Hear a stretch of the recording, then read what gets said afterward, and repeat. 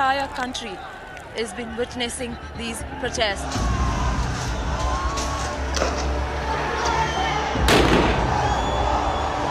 The situation here is out of control. The police officials have deployed additional officials on ground. They demand the resignation of the Prime Minister.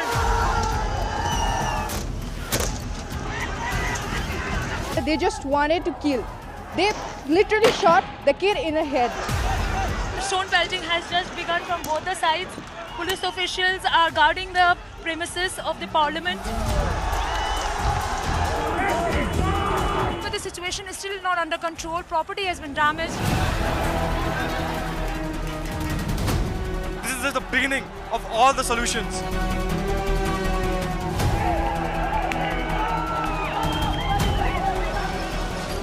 This government does not care about us. It's time for us to get on the streets. We want justice! We want justice! We want...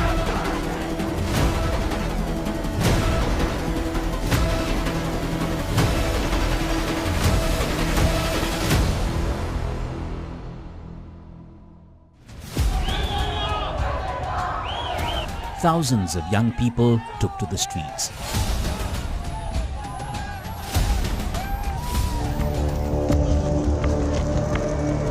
What began as demonstrations against a sudden government ban on social media platforms like Facebook, Instagram, WhatsApp, X and YouTube grew into the largest protests the country has seen in decades.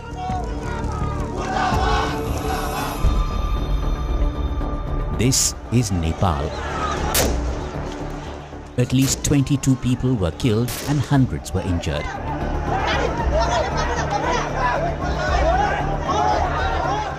Although KP Sharma Oli's government lifted the ban after protests intensified on the 8th of September, there was no let-up in the demonstrations the following day.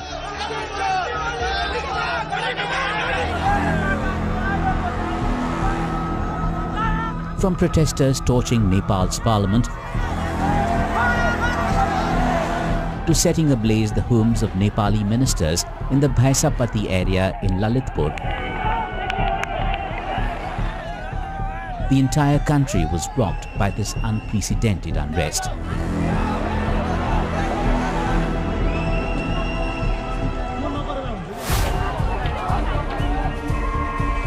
These protests are different.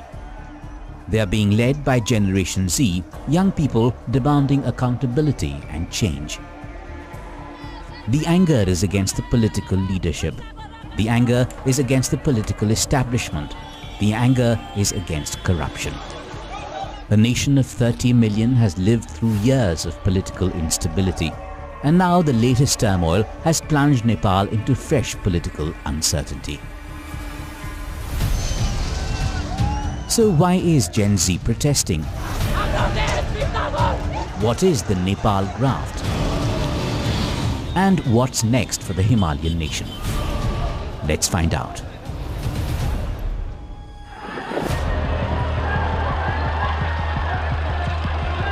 September 8th. The protest against the social media ban and corruption took an ugly turn.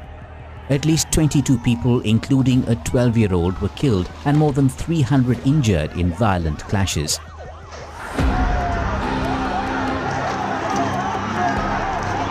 The army was deployed in Kathmandu after angry protesters broke curfew restrictions and entered restricted zones near the parliament.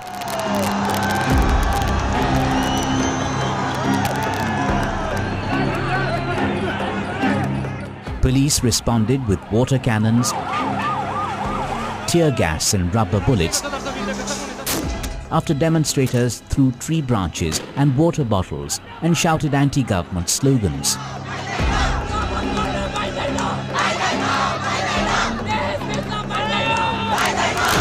We're here today for the anti-corruption ban and the ban of social media. There are people dying in the streets. I've seen 10 different people, more than 15 actually, more than 15 people dying, being shot. There is not enough ambulances. The hospitals are running out of resources. The government does not care about us. They do not care if people die. They're killing little children, people in school uniforms with school ID cards. This government does not care about us. It's time for us to get on the streets. wear our masks, wear our helmets, and come down on the street and challenge the government, because I feel like they're taking us for granted at this point. They just wanted to kill. They literally shot the kid in the head. That's like so devastating. Like I don't know, the police are supposed to be our protector, and they opened fire on students, on everyone. We just wanted to prove a point. We don't want corruption. We don't want this. We don't want them to lead our country. And they just killed people. Like, life doesn't matter to them. After the deadly protests on the 8th of September, the government lifted the social media ban late at night, but the anger remained. When the incident happened yesterday, I was in Tinkune, near the site of the tragedy. It left me deeply emotional. I can hardly put that situation into words, though I believe we all felt the same. When I saw children dying, it felt as if I had lost members of my own family. In the unrest, the homes and offices of senior leaders were attacked and vandalized. Pressure on the government mounted quickly.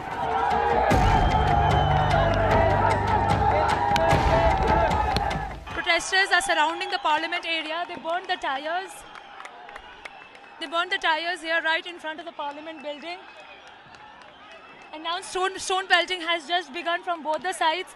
Police officials are guarding the premises of the parliament. They demand the resignation of the Prime Minister Oli's government, and they say that the rising corruption and widening inequality has tortured the civilians of the country, and that's why all the people and the young people, they leave the nation. The Home Minister resigned on the 8th of September. Other cabinet ministers also quit as protests went out of control on the 9th.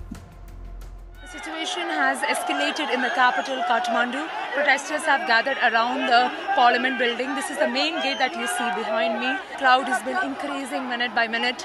Protesters are gathering around the parliament. These young people want change in the Nepal's government system. They want the Nepal Prime Minister KP Sharma Oli's government to step down and want a directly elected Prime Minister. This is for the change that they want here in the nation, with the rising corruption, widening inequality.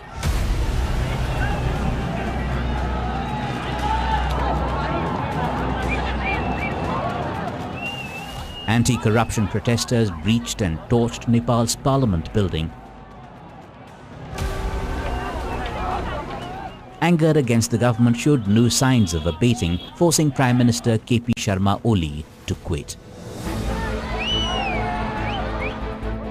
Oli stepped down shortly after hundreds of demonstrators entered his office shouting anti-government slogans. Hours before his resignation, the demonstrators set on fire the Nepalese leader's private residence in Balkot, demanding accountability for the September 8 fatalities. Defying a curfew, protesters also stormed and set buildings on fire at Singha Darbar, where Nepal's government ministries and offices are situated.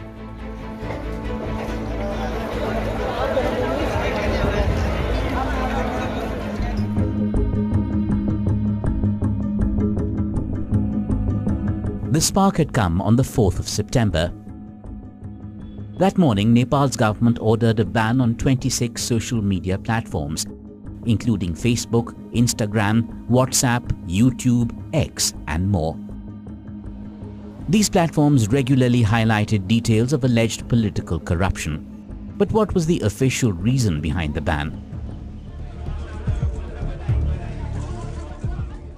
According to the Oli government, these platforms failed to register with the Ministry of Communication and Information Technology. A step they say was needed to tackle fake news, hate speech, and online fraud.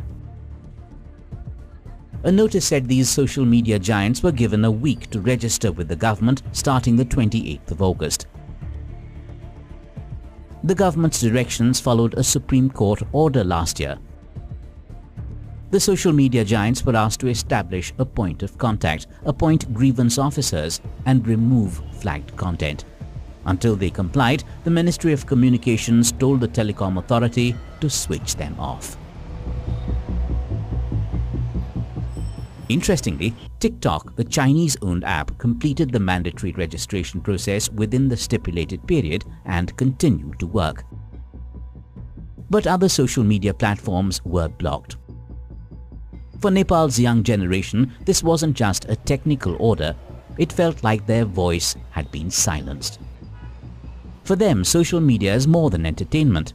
It is how they connect, share ideas, and organize.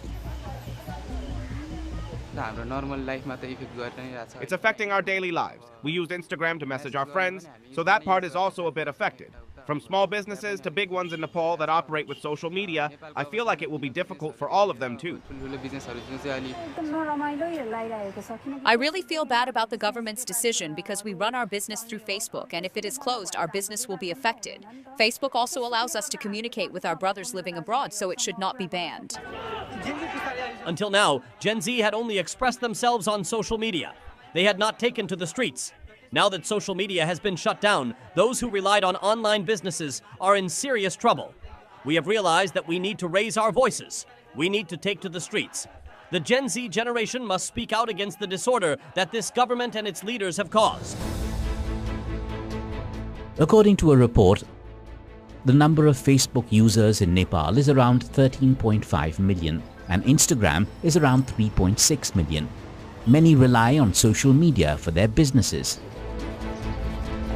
But is social media the only reason for these protests?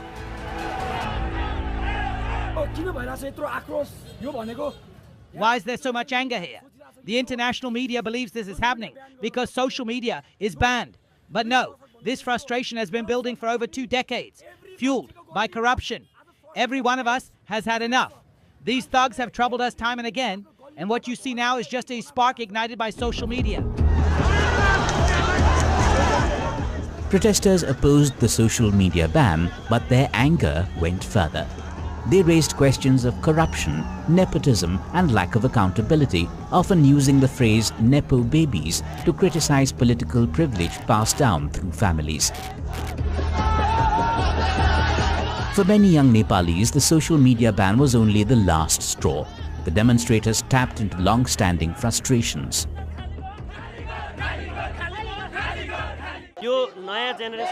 This is the protest by the new generation in Nepal. New slavery system has been introduced in the nation. Nepali youth's age is being sold. High post officials are involved in abuse of powers. The human rights is being violated by the 3 major political parties, Communist Party of Nepal, the Radical Nationalist Party, and Nepali Congress, which have been secretly supporting the slavery and Maoist center federal government, also has remained silent over the issue. Every corruption in the country, from the local level to federal level, all the Nepalese citizens are fed up of corruption. Every youth are going outside the country, so we want to protect our youth and make the country's economy better. For that, we need a new youth, new power, and new politicians who are well educated to move the country forward. We want this country anti-corruption, corruption-free, so that every people can easily access to study, hospital, medical, and for the bright future. There's something suspicious about our political leaders and their families. Social media has already exposed it, and now the world can see. To silence this, the government banned social media. Yesterday, 19 people were killed. Nothing can erase that, not even resignations. To dodge accountability, they've reopened social media.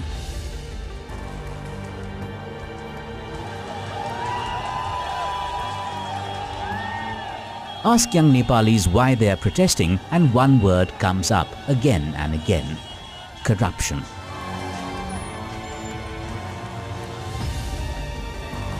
For them, corruption is not just about money under the table, it's about a few powerful families growing richer, while millions of ordinary people struggle with rising prices, poor schools, and weak healthcare.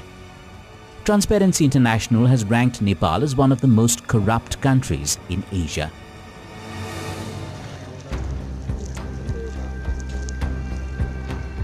The Nepal graft refers to corruption scandals and widespread allegations of corruption in Nepal. The phrase is also used to describe corruption that feels systemic and permanent.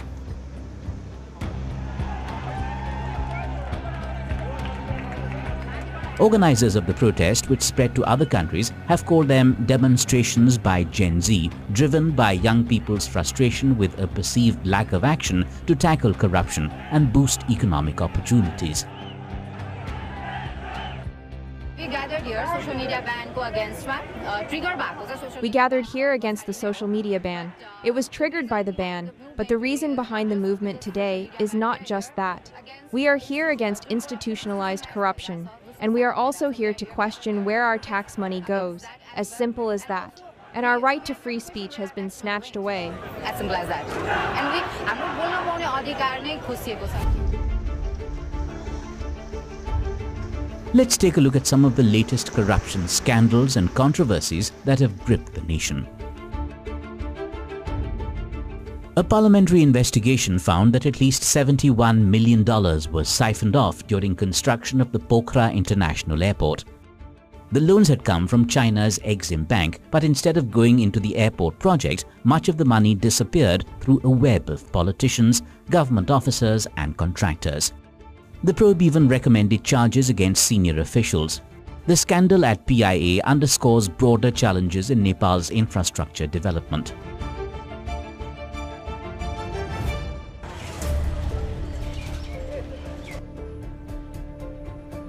Young Nepalis desperate for jobs abroad were asked to pay money. In return, they were given false documents identifying them as Bhutanese refugees.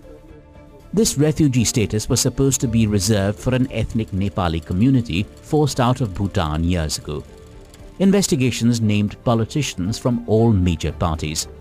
But once again, only opposition members faced charges.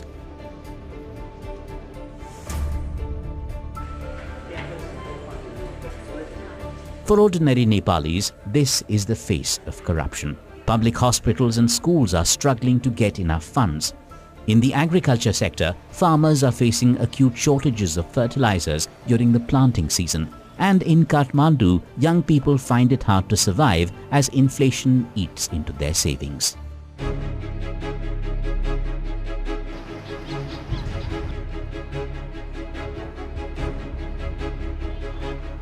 In a country where the biggest crisis is jobs and getting one is a huge task, most of the Gen Z population of Nepal relies on social media and content creation for income.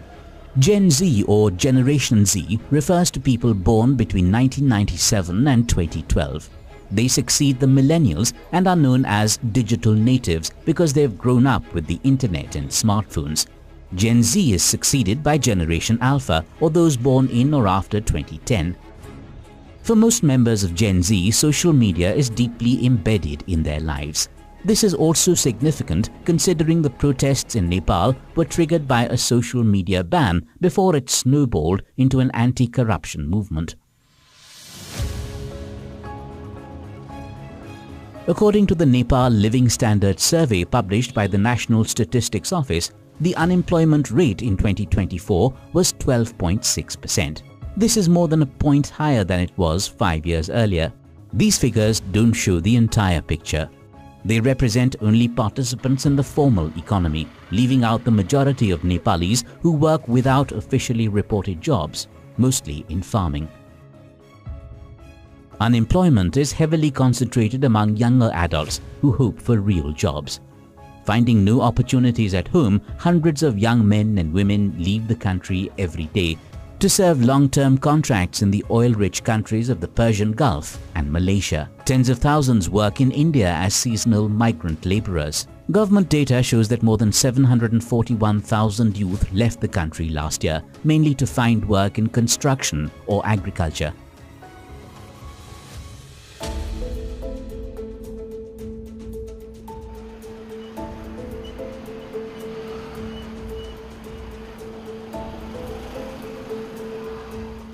Democracy in Nepal was hard-won, but for many young people it has not delivered on its promises. Among the protesters, there is growing anger at the country's political elite.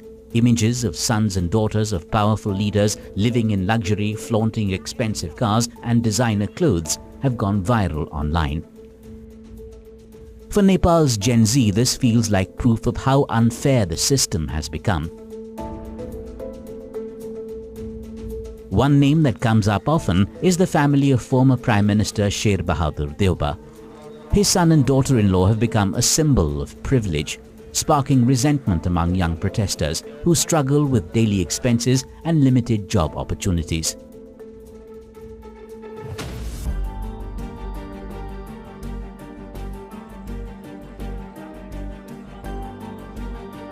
Since the new constitution was introduced in 2015, just 3 leaders, KP Sharma Oli, Pushpa Kamal Dahal and Sher Bahadur Deoba, have taken turns leading the government. Each Prime Minister's time in office has been short, often just a year or 2. For many young Nepalis, this endless cycle of leaders swapping positions feels like an electoral game of thrones, a system that benefits politicians and their families while leaving ordinary people behind. KP Sharma Oli became the Prime Minister of Nepal for the 3rd time after he was elected in July 2024. Just over a year later, he's been ousted. The 73-year-old leader's exit has once again pushed Nepal, which has had 14 governments in the last 17 years since the abolition of the monarchy, into political instability. The Tribhuvan International Airport in Kathmandu has been completely shut down following escalating protests. According to reports, smoke was seen near the airport as authorities deployed tear gas to disperse protesters. Right now in domestic airport, we stuck here. The outside there is a protester, and nobody going outside because outside is the situation going crazy. So everyone, we are here inside the domestic airport. Nearly 700 Indian passengers were left stranded at the airport in Kathmandu after it shut down operations on the 9th of September. I'm at the international airport in Nepal. I'm standing in front of the gate that I was supposed to board my plane, Indigo plane, to Delhi from at 2 this afternoon. Around 1 o'clock, they said that the airport is shut. We saw plumes of smoke rising everywhere. I believe it was tear gas that they were using to disperse the kids outside who were protesting. Indigo and Air India announced that the flights for the day were cancelled. Passengers were also left stranded at the airport in New Delhi. I am alone here. I had heard that the airport had shut down, but there was no confirmation. When I reached Delhi, I received the confirmation. I cannot even travel by road. India is keeping a close eye on Nepal. High alert has been issued on its borders with Nepal. It also issued a travel advisory asking its citizens presently in Nepal to shelter in their current places of residence and avoid going out onto the streets. Indian Prime Minister Narendra Modi also appealed for peace and chaired a meeting of the Cabinet Committee on Security to discuss developments in the neighbouring country.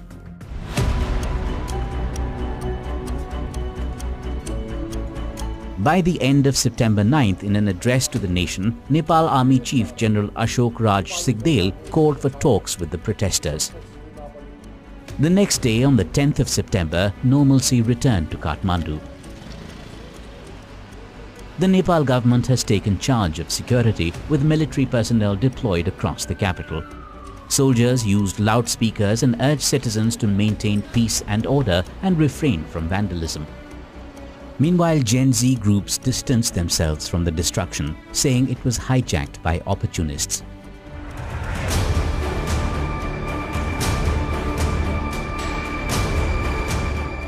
The unprecedented crisis has left a giant question mark on the political future of Nepal. According to experts, Nepal could face prolonged political and constitutional chaos unless there's an agreement to form a national unity government. While the army has stated it will take charge of security operations, it is unclear for now who will take charge as the next Prime Minister. Nepal's Gen Z protests have shaken the foundations of the country's politics. The scenes are strikingly similar to what the world witnessed in Bangladesh last year when youth-led protests forced Sheikh Hasina to step down after weeks of unrest. Now Nepal too stands at a crossroads. Whether this movement will bring real political change or fade like many others in the past remains to be seen.